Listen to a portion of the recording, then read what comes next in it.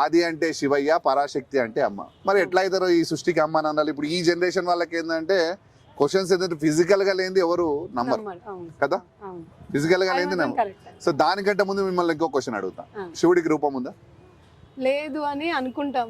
అందరూ అదే నేనైతే అది అనుకుంటానండి, శక్తి రూపమే శివ రూపం అని అనుకుంటాను. బట్ చాలా మందికి మన శివ రూపం అంటే మనం చూసే ఫ్రేమ్లలో విగ్రహాలలో ఫ్రేమ్ అయిపోద్ది మనకి మైండ్. శివుడికి రూపం లేదా అంటారు, మరి మీకెందుకు రూపం వచ్చింది? మీకెందుకు? మానవులం కాబట్టి. ఇప్పుడు అందరికి రూపం ఉంది, ఎందుకున్నది? మానవ మార్తులం కాబట్టి. మరి ఆ సృష్టికి అమ్మా నాన్నలను వాళ్ళని అంటారు, మరి వాళ్ళకి ఎందుకు రూపం లేదు? ఓకే, అంత చక్కటైన రూపం ఉందిగా మన అందరికి, మరి మనకుంది. అవును, మరి శివుడికి కూడా ఉంది అని అంటారా మీరు ఇప్పుడు? మనమే శివపార్వతులు అంతేనా? ఓకే, ఎట్లా అవుతాం? మనుషులలో ఉన్న నేను అదే చెప్పిన, ఈ జనరేషన్ కి ఫిజికల్ అంటే వాళ్ళు మాటలు చెప్తే నమ్మరు, కనపడాలి అంతే కదా.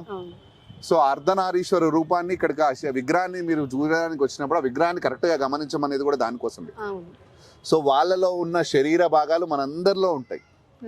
సో మనకి ఎలా వస్తాయి మరి? ఈ సృష్టికి మూల కారణం ఇప్పుడు మన తల్లిదండ్రులు ఉన్నారు, వాళ్ళ నుంచి ఏదో ఒక పోలికలు మనకు వస్తాయి కదా, వచ్చింటాయి, వస్తాయి కదా. సో మరి ఈ సృష్టికి అమ్మా నాన్నలు వాళ్ళ నుంచి కూడా పోలికలు రావాలి కదా, మరి మనకు వచ్చినాయి మరి మనకు